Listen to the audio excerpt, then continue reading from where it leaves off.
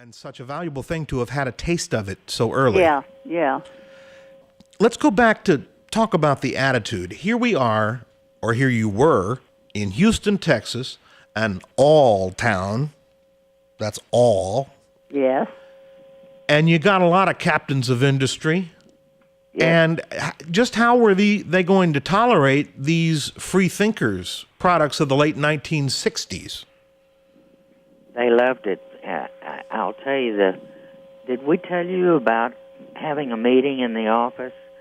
And I said, well, Ruth, and to Trongoni, I said, at a certain time, I'll bring this up and you be playing certain music. And upstairs with his music group. Yeah, with you. You were there. A conspiracy. Right. Yes, it was a conspiracy. Well, Dean had all these important people meeting with her. And you wanted money from them, didn't you? Yeah. Well, we wanted them to hear you play. But I didn't want to tell them that that's what I was doing because they wanted to buy somebody to do music. Nobody could agree on it. But when Trongoni struck up the band, with all the doors open, I said, excuse me, let me close this door. Well, no, don't do that. Who is this? I said, oh, that's just the kids practicing. Ms. Understatement. I said, we can go up there and let you see it if you want to. And so I took them up. I don't know if you remember, but there were about 5 men from 5 different corporations. And we came up, and Mr. Trongoni, I don't want to call him doctor. He is a doctor. No, he wasn't. No, he wasn't. Okay. But anyway, they just went right on playing and everything, and we went back down. They said, now, how much would it cost us to get that group? Oh, I said, these are kids. You know, they're not allowed to play professionally from the school. But I said, I bet Ms. Denney would have them volunteer if you'd make a nice contribution. And they did. They went down and asked her. Oh, they did. They heard that group, and of course Mr. T just played along with us like nothing. The 3 of us did that conspiracy. Among others. Ed Trongoni was the original straight man. Yep. And smarter than any of us ever gave him credit for. Smart. And very unselfish. Very unselfish. He had access to a bunch of kids that were playing in the All-City Orchestra, because he was the head of it. For years. Yeah. Absolutely. And so pretty soon they all wanted to come to the High School for Performing Arts because he was there. So we got a lot of our music students through him. Now, race was a very hot topic then as now. Yes. We had an integrated student body from all over the city, and I don't think any of us ever gave it a second thought. We never thought of black as being a color. It was just another kid that wanted to go there. Absolutely. You know, and if they did their work, they got to stay. Yes. They could play the horn. Yeah, you got to. The only people I ever had trouble with were the music students because they used pot. Actually, you know, I never did. I know it, but you were different. Well, I chose serious all the time. Then you were different. I chose my misbehaviors later. Yeah, give you a chance. You know, just on a personal note, and I'll probably edit this out, but you mentioned the United We Stand anthem that we used, and I don't know if you remember, but that was one of the first original arrangements. It was not a record copy. It was one of the first original arrangements I ever did that really worked. That really caught on.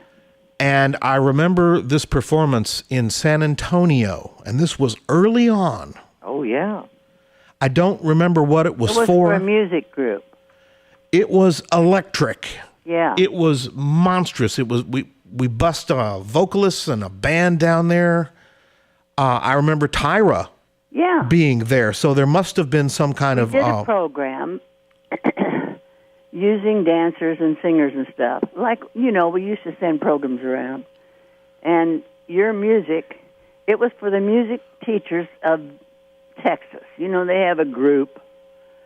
And they were having a meeting there, and they wanted music, and so we sent it to them. Okay, so a part of this, in this all town and in the state of Texas, was it that you had to sell this school or you had to constantly show product? Yeah. That's right. And there was a lot of product. We did, too. Let's see if we can recall. The first promo show, was it not called Black, White, and Brown? Uh-huh. Was that the first? No. That wasn't the first. Well, maybe it was. I think it was the first we had names for things, but we didn't know they were names. Well, we started it out and sent it around to junior highs to get kids to want to come there the next year. Oh, boy, that was really early. That didn't even have a name. No, that was just go play. I remember those. I was in them. And then I remember Nancy Taylor. Yeah, she came and helped us. And Frank Rice. Yeah.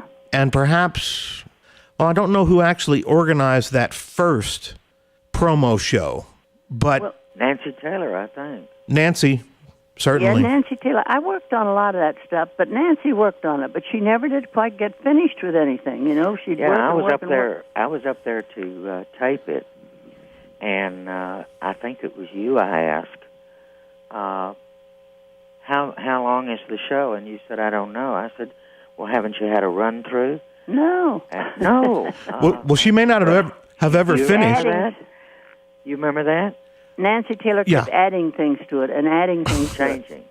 She may not have ever finished, but we did go on stage. Oh, yeah, and we went to San Antonio, too.